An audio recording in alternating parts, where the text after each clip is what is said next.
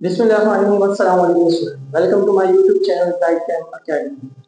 तो चलते हैं आज के टॉपिक की तरफ, जो कि चैप्टर नंबर 1 का है। थोड़ा सा प्रीवियस रिकॉल करें। हमने प्रीवियसली लेक्चर 1 में बेसिक डेफिनेशन ऑफ केमिस्ट्रीज को डिस्कस किया था, जिसमें हमने बेसिक डेफिनेशन डिस्कस की थी, और उनमें से दो डेफिनेशंस को मैं रिकॉल करूंगा जो कि हमारे लिए जरूरी है। पहली डेफिनेशन हमारे पास था, अगर आपको याद हो, एटॉमिक मास, और दूसरी डेफिनेशन थी एटॉमिक नंबर। जिसमें से एटॉमिक मास को आज हम क्या करेंगे, यूटिलाइज करेंगे। और आज के टॉपिक की तरफ चलते हैं, जिसमें हमारे पास कुछ प्रॉब्लम्स भी हैं, न्यूमेरिकल भी हैं, और कुछ मजीद डेफिनेशन आएंगी जो कि अगले टॉपिक के लिए हमारे लिए हेल्पफुल होंगे।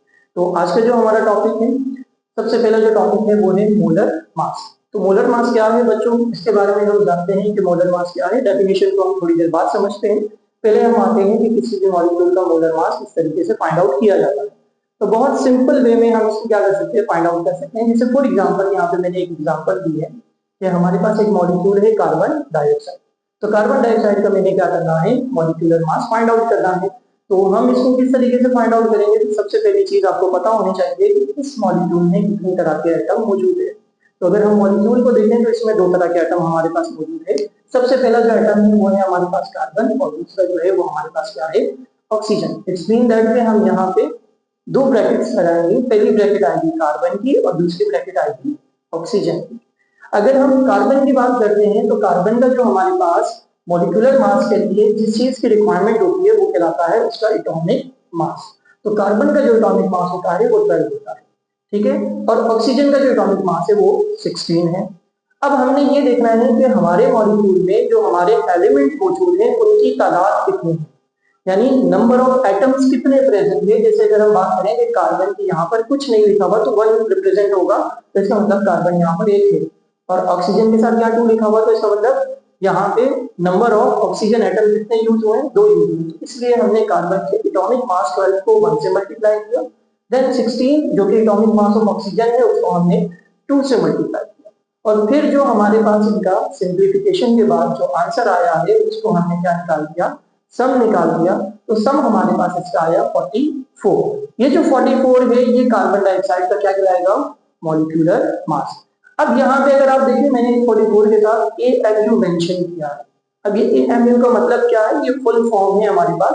A stand atomic, M stand mass, U stand unit, जो कि रिप्रेजेंट करता है मॉलिक्यूलर मास को। ये लिखना जरूरी है, जब भी आप मॉलिक्यूलर मास लिखेंगे किसी मॉलिक्यूल का तो उसके साथ आपने AMU लाजमी मेंशन करना है।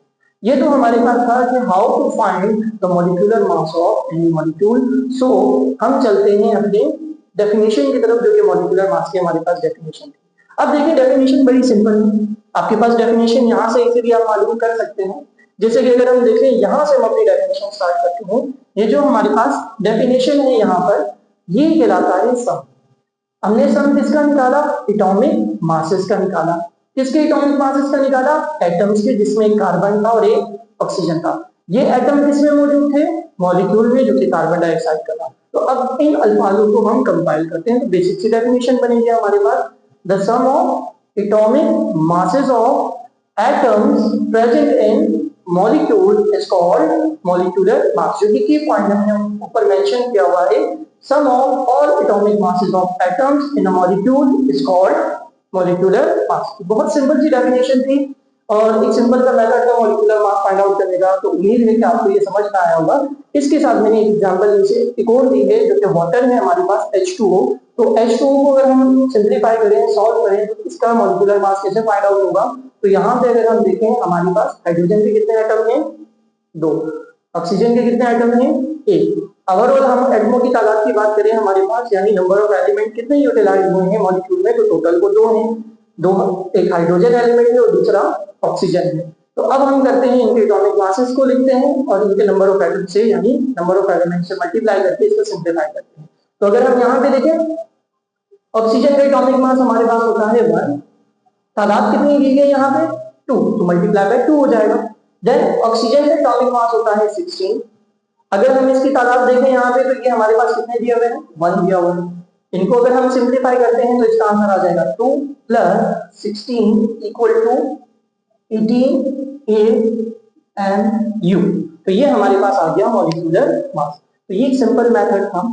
यहाँ पे मे भी कुछ बच्चों का सवाल आए, कंफ्यूजन हो उनके माइंड में कि सर हमें एटॉमिक मासेस याद करने पड़ेंगे क्या है। बिल्कुल बेसिक आपको स्टार्टिंग के 20 एलिमेंट्स के एटॉमिक मासेस और एटॉमिक नंबर याद होने चाहिए, अगर तो आप केमिस्ट्री को अच्छे से समझना चाह रहे हो, ठीक है। अदरवाइज एटॉमिक मासेस और एटॉमिक नंबर जो आपके पास होते हैं वो एग्जाम में पेपर के टॉप ऑफ द पेपर या बॉटम ऑफ द पेपर लाजमी मेंशन होते हैं या सवाल के साथ आपके पास मेंशन होते हैं। तो ये तो थी हमारे पास मॉलिक्यूलर मास और उसकी कुछ एग्जांपल जो कि न्यूमेरिक फॉर्म में हमने सॉल्व किया। नेक्स्ट डेफिनेशन की तरफ चलते हैं जो कि हमारे पास कहलाती है मोलर मास। अब मोलर मास क्या है? अगर आपको मॉलिक्यूलर मास समझ में आ गया तो मोलर मास बहुत सिंपल है। मोलर मास क्या होता है? इसी मॉलिक्यूलर मास को अगर आप ग्राम पर मोल में रिप्रेजेंट कर रहे हैं, यहाँ पे मैंने लिखा हुआ है कि किसी भी मॉलिक्यूलर मास को अगर ग्राम पर मोल में क्या किया जा रहा है, रिप्रेजेंट किया जा रहा है, एक्सप्रेस किया जा रहा है, तो इट्स मीन दैट इसको हम क्या नाम दे देंगे? मोलर मास का नाम दे देंगे, ठीक है। मोलर मास की यहाँ पे मैंने कुछ एग्जांपल दी है। अब इसको सिंपलीफाई करने की जरूरत नहीं है, सोल्व करने की जरूरत नहीं है। जो हमारे पास मॉलिक्यूलर मास था, जैसे कार्बन डाइऑक्साइड का 44 है, तो उसमें मैंने AMU के बजाय क्या लिख दिया? ग्राम पर मोल। तो मॉलिक्यूलर मास हमारे पास कन्वर्ट हो जाएगा मोलर मास में। इसी तरह वाटर का मॉलिक्यूलर मास 18 था, AMU की जगह ग्राम पर मोल आ गया, तो हमारे पास ये भी क्या बन जाएगा? मोलर मास के जाएगा, ठीक है। इसके बाद नेक्स्ट बच्चों हमारे पास जो है वो है एवोगाड्रो नंबर। अब ये क्या है? मोस्ट इंपॉर्टेंट चीज है। देखिए हम ये जानते हैं कि हमारे पास एटम बहुत छोटा है। अब ये कितना छोटा है इस बात को रियलाइज करवाया एवोगाड्रो साइंटिस्ट ने, साइंटिस्ट का नाम है ये, जिसने एक डिजिट हमें दिया, नंबर दिया हमें बताया कि अगर हम किसी भी केमिकल सब्सटेंस का 1 मोल लेते हैं तो उसमें कितने नंबर ऑफ एटम एग्जिस्ट करेंगे, तो उस नंबर को क्या नाम दिया जाता है? Avogadro number. तो यहाँ पे मैंने लिखा दिया की पॉइंट में कि हमारे पास it show number of atom in a 1 mole of chemical substance. कोई भी केमिकल सब्सटेंस हो सकता है, वो मॉलिक्यूल भी हो सकता है, वो एटम भी हो सकता है। अब इसका जो सिंबल होता है वो क्या होता है? एवोगाड्रो नंबर का जो सिंबल होता है वो कैपिटल एन और कैपिटल ए, और इसके साथ साथ इसकी जो वैल्यू होती है वो होती है 6.02 10⁻23। ये हमारे पास एवोगाड्रो नंबर की वैल्यू है। ये आपने याद रखनी है, मेमोराइज रखनी है, क्योंकि आगे जाके न्यूमेरिकल में ये वैल्यू आपके पास यूटिलाइज होगी। तो ये तो हमारे पास कुछ और बेसिक डेफिनेशंस में केमिस्ट्री की बेसिक डेफिनेशन में आ गई। इसके बाद हमारे पास नेक्स्ट जो डेफिनेशन आती है वो है मोल। अब मोल क्या चीज है? देखिए बड़ी सिंपल सी डेफिनेशन है इसकी। एग्जैक्ट डेफिनेशन की तरफ हम नहीं जाएंगे, हम कोशिश करेंगे कि हम आसान तरीके से इसको समझें। वैसे तो काफी सारी डेफिनेशन है, लेकिन जो सबसे बेसिक और सिंपल डेफिनेशन है वो ये है कि मास ऑफ सब्सटेंस और molar mass, mass of substance और मोलर मास के दरमियान जो रेशियो होता है, डिवीजन रेशियो भी कह सकते हो, वो हमारे पास क्या कहलाता है?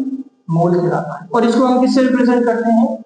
एन से। और इसका जो फॉर्मूला है n equal to mass of substance divided by molar mass. और मास ऑफ सब्सटेंस को हम स्मॉल एन से भी इंडिकेट करते हैं और मोलर मास को हम कैपिटल एन से भी इंडिकेट करते हैं। इसके लिहाज से मैंने कुछ यहाँ पे एग्जांपल दी हैं, कुछ क्वेश्चन खुद से लिखे हैं ताकि अगर आपके पास मोल के न्यूमेरिकल आते हैं तो आप किस तरीके से सॉल्व कर सकते हैं। वैसे तो हमारे पास फर्स्ट ईयर में मोल के न्यूमेरिकल इतने नहीं आते, एमसीक्यूज में यूटिलाइज होता है, बट ये टॉपिक स्टिचियोमेट्रिक कैलकुलेशन के लिए आना जरूरी है। अगर किसी बच्चे को ये टॉपिक नहीं आता तो समझे कि वो मास मास रिलेशन, मास वॉल्यूम और वॉल्यूम वॉल्यूम रिलेशन यानी स्टिचियोमेट्रिक कैलकुलेशन वाले न्यूमेरिकल नहीं कर सकता। तो अगर आपको वो न्यूमेरिकल आसानी से समझने हैं तो उसके लिए ये टॉपिक का आना जरूरी है। तो यहाँ पे क्वेश्चन है हमारे पास, find the moles of 36 gram of water. यानी आपके पास एक सवाल दिया है, इस सवाल के मुताबिक हमने जवाब देना है, यानी न्यूमेरिकल को सॉल्व करना है। तो याद रखिएगा मोल के सवाल में हमारे पास 3 चीजें हैं, जिसमें से एक चीज आपको गिवन होगी, एक फाइंड करनी होगी और एक आपको पहले से मालूम है जो कि हमने यहाँ पे प्रैक्टिस की। ठीक है, मोलर मास की बात कर रहा हूं मैं। तो हम यहाँ पे डेटा बनाने जा रहे हैं। देखिए मास ऑफ वाटर आपको दिया हुआ है सवाल में, अगर आप देखिए फाइंड द मोल्स, मोल्स निकालने हैं। 36 ग्राम, ग्राम का मतलब हो गया मास, किसका मास? वाटर का। तो वाटर का मास आपको गिवन है, तो 36 ग्राम मास ऑफ वाटर आपको गिवन है, मोल्स हमने वाटर के निकालने हैं। अब ये जो मोलर मास है ना, ये सवाल में आपको गिवन नहीं होगा, ये आपने क्या करना है बेटा, खुद से समझना है और वहां पे फाइंड आउट करना है। अभी जो पीछे हमने एग्जांपल की थी ये सेम है।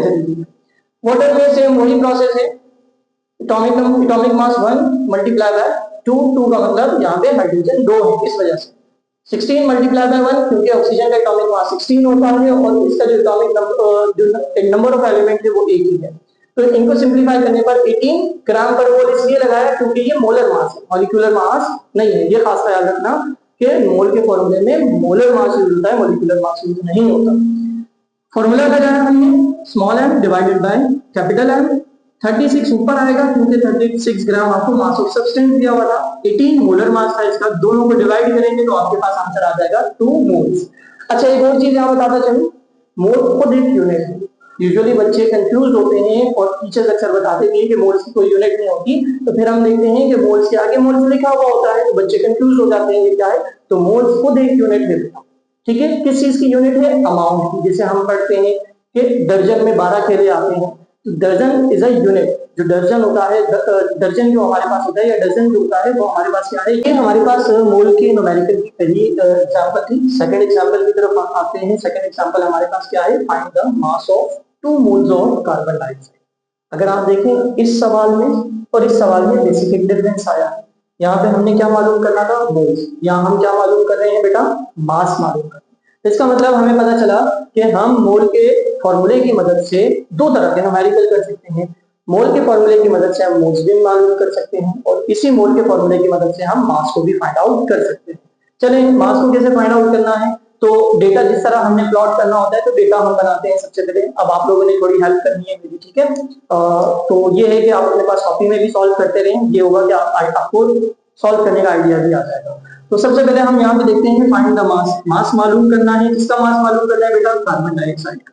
तो यहाँ पे हमने क्या लिख दिया, देन हमने मोल्स मालूम थे। मोल्स कितने दिए हुए थे, 2 मोल्स दिए हुए थे। किसके दिए हुए थे बेटा, कार्बन डाइऑक्साइड के। तो मोल्स ऑफ कार्बन डाइऑक्साइड हमारे पास कितने हैं, 2 मोल्स है, वो भी हमने यहाँ पे क्या कर दिया, मेंशन कर दिया। Then molar mass of carbon dioxide, again ये वही चीज है जो आपको गिवन नहीं होगी, आपको खुद फाइंड आउट करनी होगी और आपको आनी चाहिए मोल के न्यूमेरिकल करने से पहले और स्टोइचोमेट्रिक कैलकुलेशन से पहले। अब कार्बन डाइऑक्साइड है, दो तरह के एलिमेंट है, जल्दी जल्दी करते हैं। कार्बन का एटॉमिक मास होता है 12, यहाँ पे नंबर ऑफ कार्बन 1 दिया हुआ है। ऑक्सीजन का एटॉमिक मास होता है 16, यहाँ पे नंबर ऑफ ऑक्सीजन 2 दिए हुए हैं। सिंपलीफाई करते हैं, 12 1 12, 16 2 32, दोनों को प्लस करोगे तो आंसर आपके पास आ जाएगा 44 ग्राम पर मोल। और ये हमने यहाँ पे अभी फाइंड आउट भी किया था आपके सामने। ये हमारे पास हो गया, फॉर्मूला हमारे पास मेंशन है। फॉर्मूला वही है, mole equal to m power capital M। Mole कितने दिए हुए थे, 2 मोल्स, यहाँ पुट कर दिया। मास हमने मालूम करना है तो उसको हम एज इट इज ले लेंगे। मोलर मास 44 था तो 44 आ गया। जिस चीज को मालूम करते हैं उसको हम उसी जगह पर अकेला छोड़ देते हैं, ठीक है बेटा। जिस चीज को मालूम करना होता है उसको अकेला छोड़ देते हैं, और जो चीज हमें मालूम होती है वो अगर वहां पे डिवाइड हो रही है तो अपोजिट साइड पर जाकर मल्टीप्लाई हो जाएगी, और अगर मल्टीप्लाई हो रही है तो अपोजिट साइड पर जाकर वो डिवाइड हो जाएगी। बट यहाँ पर हम देखें मास को मालूम करना है, 44 यहाँ डिवाइड हो रहा है, तो 44 यहाँ डिवाइड हो रहा है, वहां जाकर क्या हो जाएगा, मल्टीप्लाई। तो 2 मल्टीप्लाई बाय 44, हमारे पास आंसर क्या आ जाएगा, 88 ग्राम। ग्राम जो है वो मास की यूनिट होती है, तो ग्राम लगाना जरूरी है। अगर आप ग्राम नहीं लगाएंगे तो मे भी आपके मार्क्स डिटेक्ट हो सकते हैं ड्यूरिंग द एग्जाम। तो ये हमारा आज का टॉपिक था। अगर आप स्क्रीनशॉट लेना चाहें तो आप स्क्रीनशॉट ले लें, ठीक है। ये सारा होल टॉपिक था हमारे पास। उम्मीद है कि आप लोगों ने स्क्रीनशॉट ले लिया होगा। ये हमारा होल टॉपिक था आज का, जिसमें हमने मोल के न्यूमेरिकल सीखे। मोल के न्यूमेरिकल कैसे होते हैं, मोलर मास कैसे निकाला जाता है, मॉलिक्यूलर मास कैसे निकाला जाता है। उम्मीद है कि आप लोग की जो कंफ्यूजन थी mole, Avogadro number, molecular mass, molar mass के हवाले से, वो सारी की सारी दूर हो गई होगी, कंफ्यूजन सारी खत्म हो चुकी होगी। तो अगर आज की वीडियो आपको पसंद आई हो तो काइंडली चैनल को सब्सक्राइब कर लें, बेल आइकन को प्रेस कर लें और वीडियो को लाइक जरूर करें। तो आज की वीडियो का इख्तिताम करते हैं इंशाल्लाह नेक्स्ट वीडियो के साथ, नेक्स्ट लेक्चर के साथ। अगली वीडियो में मिलते हैं, तब तक के लिए अल्लाह हाफिज।